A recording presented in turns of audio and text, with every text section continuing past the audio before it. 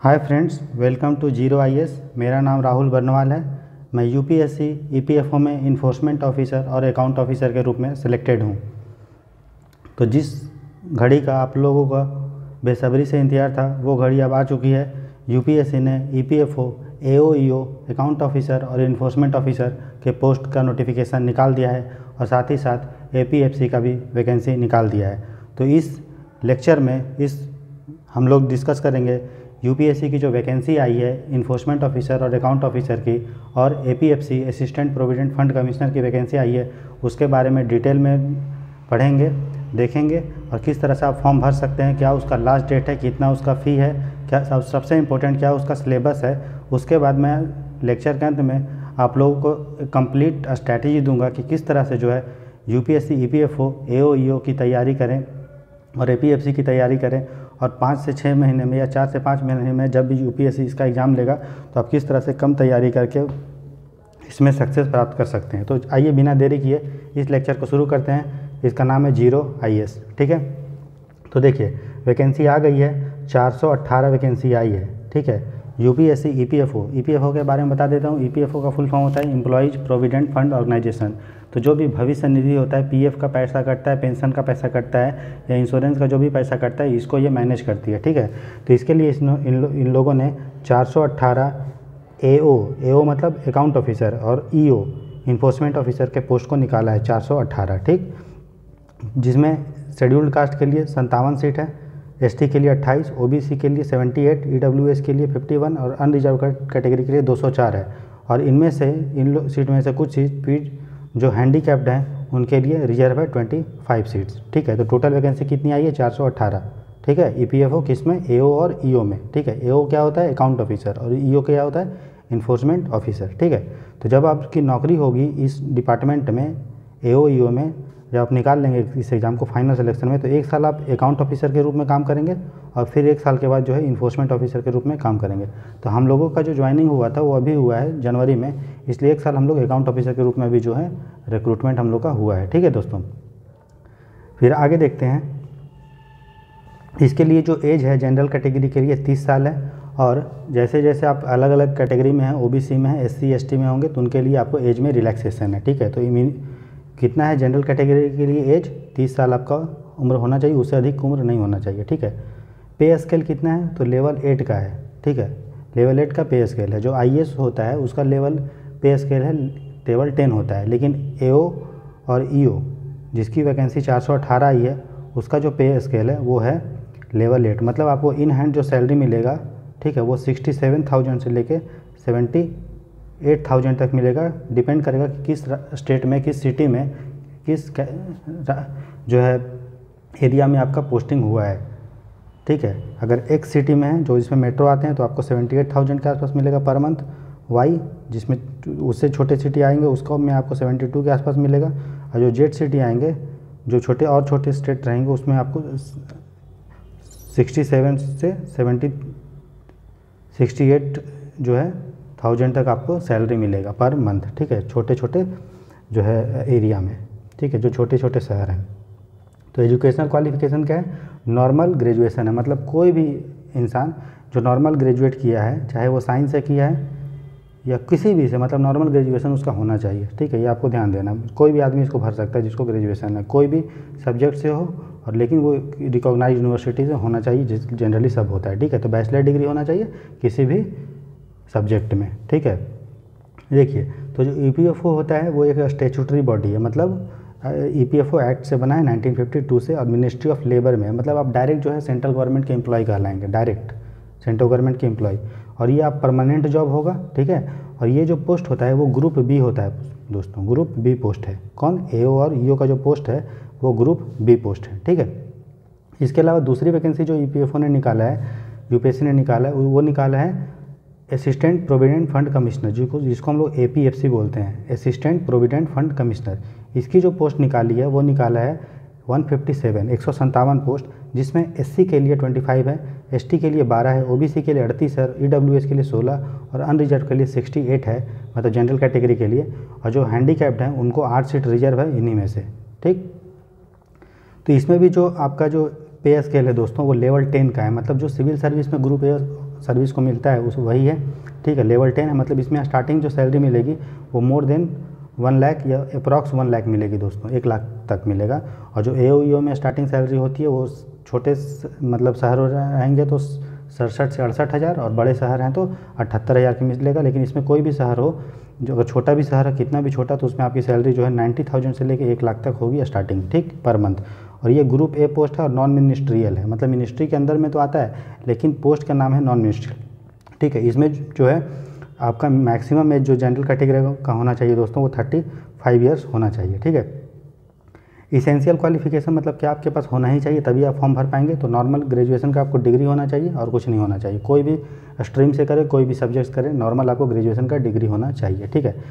अब डिजराइबल क्वालिफिकेशन है, डिजराइबल मतलब अगर होगा तो ठीक है, नहीं होगा तो कोई बात नहीं। जैसे हम इंजीनियर हैं लेकिन फिर भी मेरा EPFO में सिलेक्शन हुआ है तो कोई फ़र्क नहीं पड़ता कि आपके पास डिजराइबल क्वालिफिकेशन है कि नहीं। तो डिजराइबल क्वालिफिकेशन का मतलब अगर आपने किसी कंपनी लॉ में काम किया है, लेबर लॉ में या पब्लिक एडमिनिस्ट्रेशन में काम किया है तो आपको जो इंटरव्यू में हो सके कोई 1-2 नंबर एक्स्ट्रा मिले, लेकिन नहीं है तो कोई चिंता की बात नहीं है, ठीक है। डिजराइबल क्वालिफिकेशन अगर नहीं है तो कोई भी चिंता की बात नहीं है। इसमें भी वो बोला था कि हमें जो है डिजराइबल क्वालिफिकेशन के बारे में बोला था, ठीक है ना, लेकिन नहीं है तो कोई बात नहीं है, ठीक।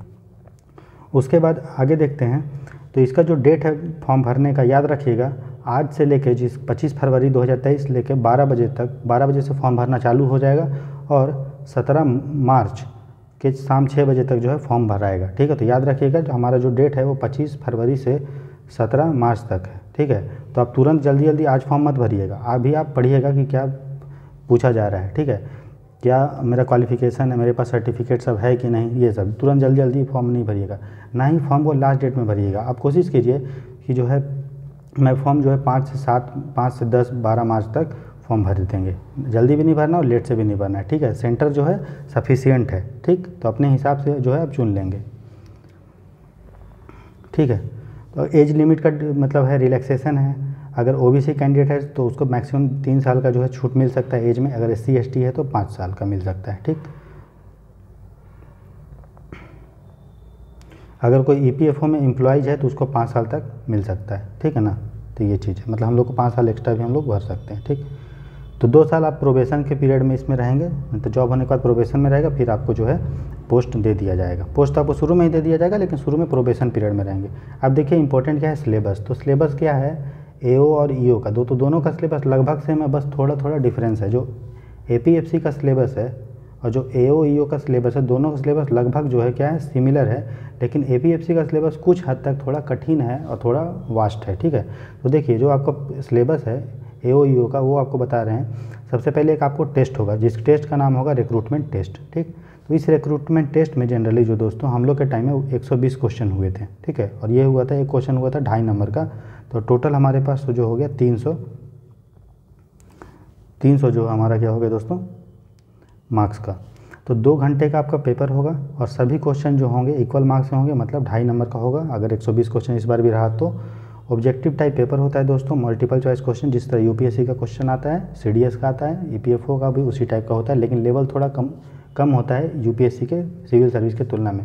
क्वेश्चन आपका हिंदी और इंग्लिश दोनों में होगा, और क्वेश्चन अगर एक क्वेश्चन गलत सही करेंगे तो आपको मिलेगा 2.5, अगर गलत करेंगे तो 1/3 मार्क्स कट जाएगा, मतलब 2.5 का 1/3 कितना होगा, मतलब इतना मार्क्स आपको जैसे 0.8 के आसपास मार्क्स आपको कटेगा अगर आप उन्हें क्वेश्चन जो है गलत कर रहे हैं तो, ठीक है, 0.83, ठीक। अगर क्वेश्चन को आप छोड़ देते हैं, कुछ मार्क्स नहीं करते हैं तो कोई नंबर नहीं कटेगा, ठीक है। तो सिलेबस क्या है, तो सिलेबस जो AO EO का सिलेबस क्या है वो हम देखते हैं। तो ये AO EO का जो सिलेबस है वो सबसे पहले इंग्लिश है। तो इंग्लिश में हम लोग नॉर्मल जो इंग्लिश होता है जिसमें synonym, antonym, parts of speech, error finding, vocabulary, phrasal verb, तो ये सब सिलेबस है, ठीक है। क्या क्या सिलेबस है देखिए, फिर से लिख देता हूँ, फ्रेजल वर्ब, ठीक है, पार्ट्स ऑफ स्पीच, आपका ये सिलेबस है जिसमें noun, pronoun, verb, adjective, adverb, preposition, conjunction, interjection रहता है। इसके बाद सिनोनिम है, मतलब सेम मीनिंग वाला, एंटोनिम है, ठीक है, और वोकेबलरी है। यही सब जो है आपको इंग्लिश का सिलेबस है, बस इतना ही।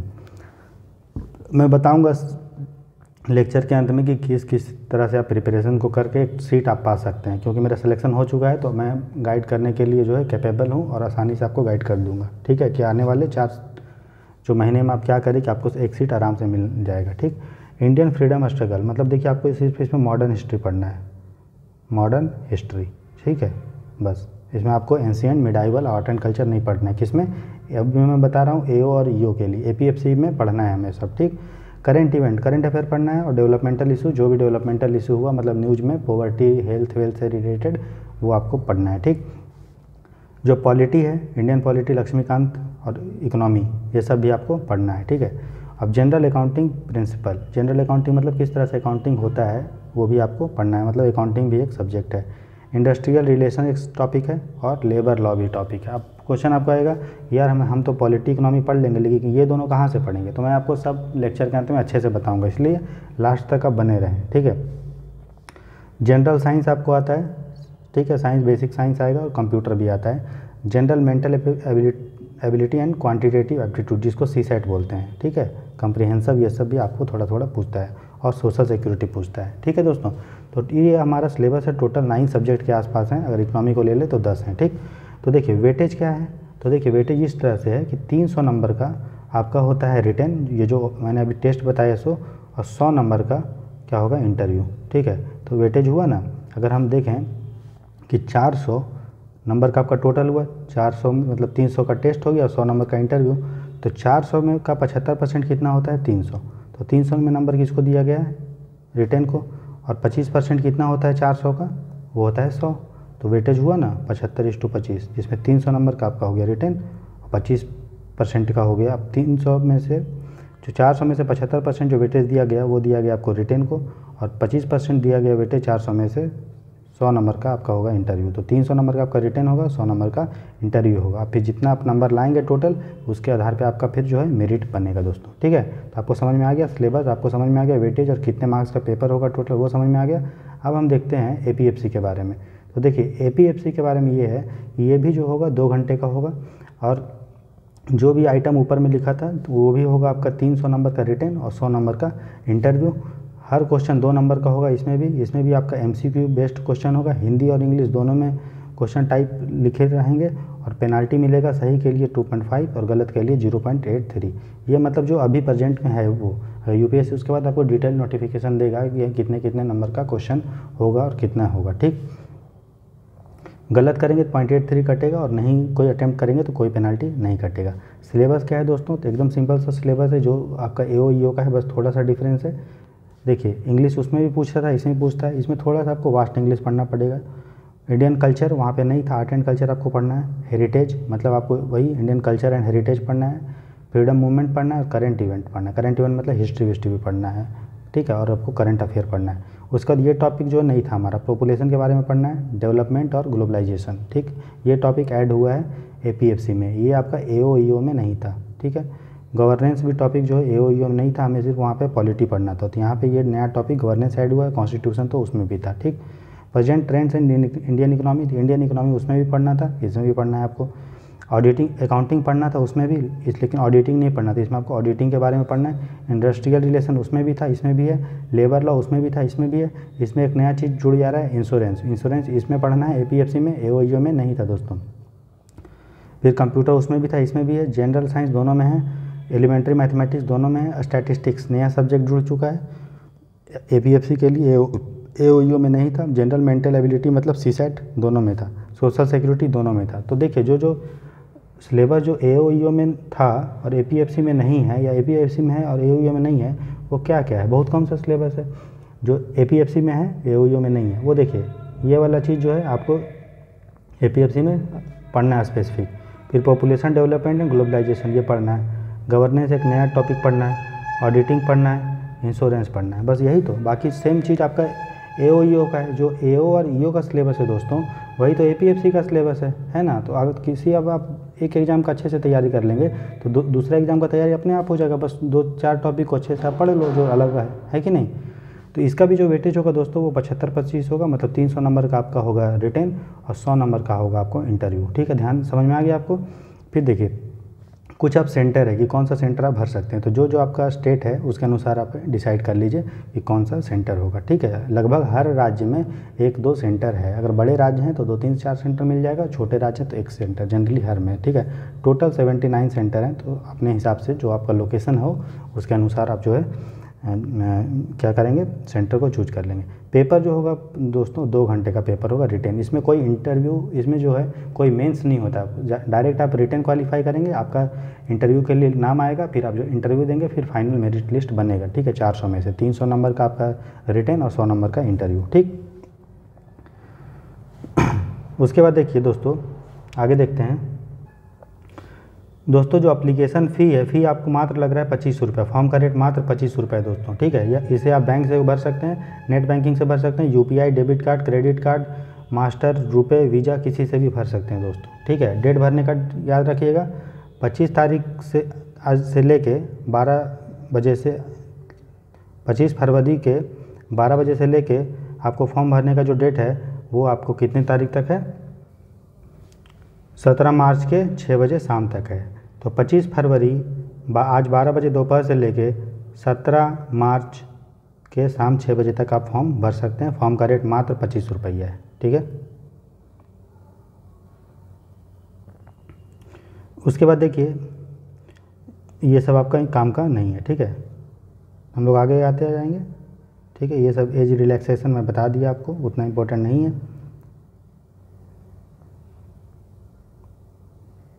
उसके बाद जो है आप अपना रजिस्ट्रेशन करेंगे दोस्तों वहाँ पे UPSC के वेबसाइट में जाके, उसके बाद जो है आप फॉर्म भरिए, उसके बाद डाउनलोड कर लीजिए जो भी सबमिशन फॉर्म है, ठीक है ना। लेकिन याद रखिए जल्दी जल्दी में फॉर्म गलत नहीं भरना, आराम से हमें इंस्ट्रक्शन पूरा पढ़ के भरना है। तो ये बस यही दोस्तों, यही सब था EPFO का फॉर्म के बारे में। अब हम आप लोग को डिस्कस करते हैं स्ट्रैटेजी, जो मैंने आपको प्रॉमिस किया था कि स्ट्रैटेजी बताएंगे, ठीक है। स्ट्रैटेजी जो एक श्योर शॉर्ट स्ट्रैटेजी है, मतलब 100% सिलेक्शन वाला स्ट्रैटेजी है, क्योंकि मैं यही चीज़ को फॉलो किया था और इसी के आधार पे मेरा जो है सिलेक्शन हुआ है, ठीक है। तो सबसे पहले मैं आता हूँ GS में। तो GS में जो आपको पढ़ना है दोस्तों वो पढ़ना है पॉलिटी, हिस्ट्री, इकोनॉमी, इसमें याद रखिएगा ज्योग्राफी नहीं है सिलेबस में, EPFO में, दोनों में, AOEO में भी नहीं है और APFC में नहीं है, और इन्वायरमेंट नहीं है दोस्तों। तो क्या क्या है, पॉलिटी है, हिस्ट्री है, इकोनॉमिक्स है, ये 3 चीज़ है। इसके लिए आप कंप्लीटली 100% डिपेंडेंट रह सकते हैं मेरे पे।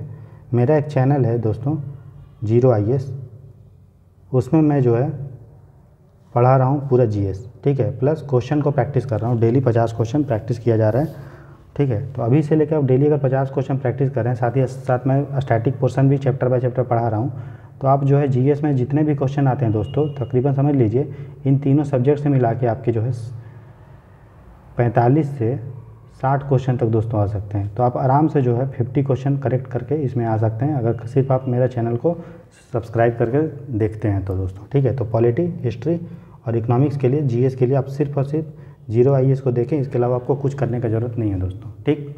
इसमें मैं पूरा वो चीज़ बताऊँगा जो इस एग्ज़ाम के लिए ज़रूरी है, ठीक है।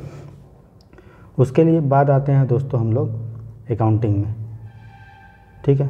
तो अकाउंटिंग के लिए class 11th and class 12th का अकाउंटेंसी का बुक दोस्तों, NCERT का। तो NCERT जो है दोस्तों, NCERT class 11th and 12th का अकाउंटेंसी का बुक आपको अकाउंटिंग के लिए फॉलो करना है। मैं जानता हूँ कि आप लोग में मैक्सिमम लोग जो होंगे वो उनका बैकग्राउंड अकाउंट्स नहीं होगा, कॉमर्स नहीं होगा, ठीक है। मेरा भी नहीं है, लेकिन फिर भी जो है मैं इस पोस्ट को निकाल लिया हूँ। तो कैसे निकाला, तो क्लास 11th और 12th का NCERT को मैंने पढ़ा था, ठीक है। तो क्या करूँगा मैं, मार्च के फर्स्ट वीक से आप लोगों के लिए एक डेडिकेटेड जो है कोर्स आएगा अकाउंटेंसी के लिए, अकाउंटिंग के लिए, जिसमें मैं क्लास 11th और 12th के NCERT को पढ़ाऊँगा। मैं GS तो पढ़ा ही रहा हूँ, लेकिन एक लेक्चर आपका डेली जो है अकाउंट्स पे भी आएगा, ठीक है। 20 से 25 मिनट का होगा, ज़्यादा नहीं होगा। अभी हमारे पास टाइम है, हम लोग अच्छे से समझ के करेंगे दोस्तों, ठीक। तो अकाउंट्स हम लोग इस तरह से पढ़ेंगे, समझ गए।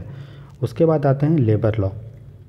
तो लेबर लॉ में क्या है दोस्तों, जब EPFO का आप सिलेबस देखेंगे निकाल के, इन्फोर्समेंट ऑफिसर और APFC का, तो उसमें कुछ कानून का नाम है, जैसे फैक्ट्री एक्ट है, माइंस एक्ट है कि नहीं, तो चाइल्ड लेबर एक्ट है, तो वो लोग हम लोग को पढ़ना है वो सब चीज़। तो उसके लिए हम लोग क्या करेंगे, इस कानून का जिस्ट हम लोग तैयार करेंगे और उस जिस्ट को मैं आप लोगों को पढ़ाऊँगा, ठीक है। इसके अलावा लेबर लॉ में जितने भी टाइप्स के अगर यूनियन होते हैं जो भी सिलेबस में, उसको भी आप लोगों को डिटेल में पढ़ाऊँगा।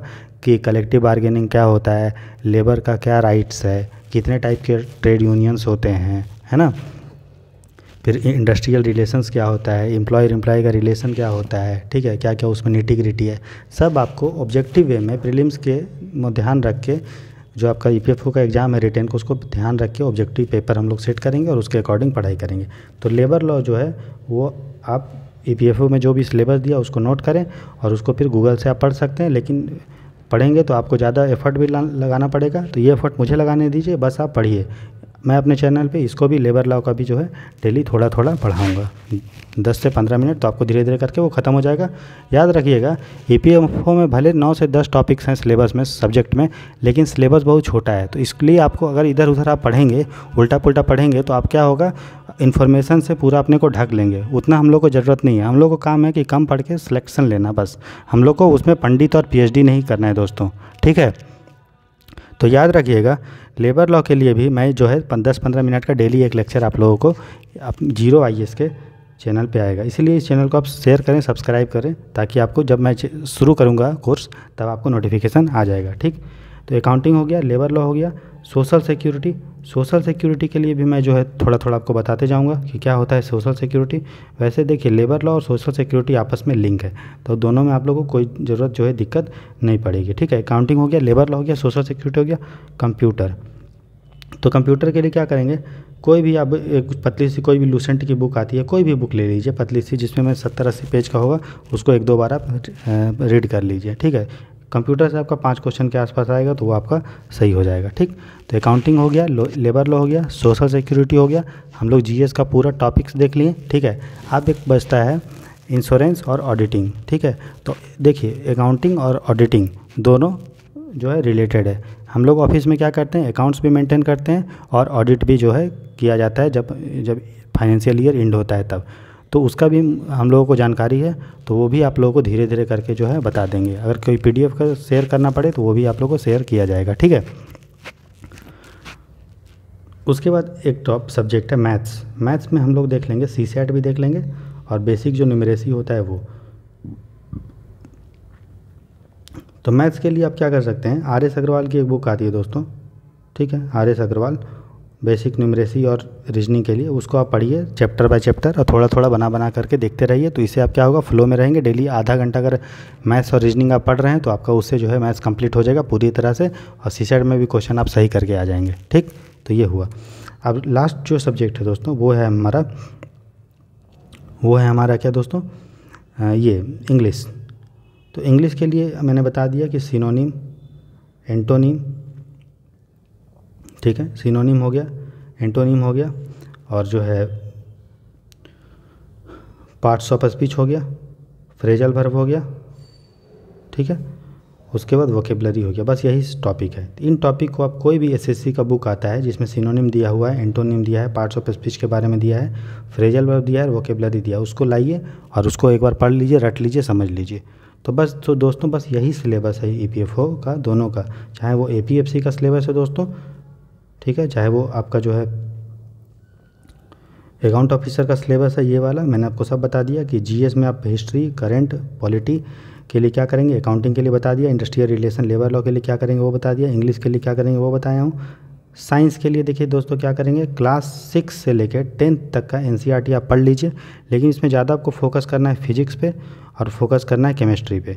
आपको जो है बायोलॉजी को उतना तवज्जो नहीं देना है, मतलब पढ़ लेना है लेकिन उतना ध्यान नहीं देना, मेन फिजिक्स और केमिस्ट्री, ठीक है। मैंने आपको मैथ्स के बारे में बता दिया, सीसैट बता दिया, कंप्यूटर और सोशल सिक्योरिटी बता दिया। तो दोस्तों यही था टोटल कंप्लीट जो है आपका स्ट्रैटेजी ईपीएफओ के लिए।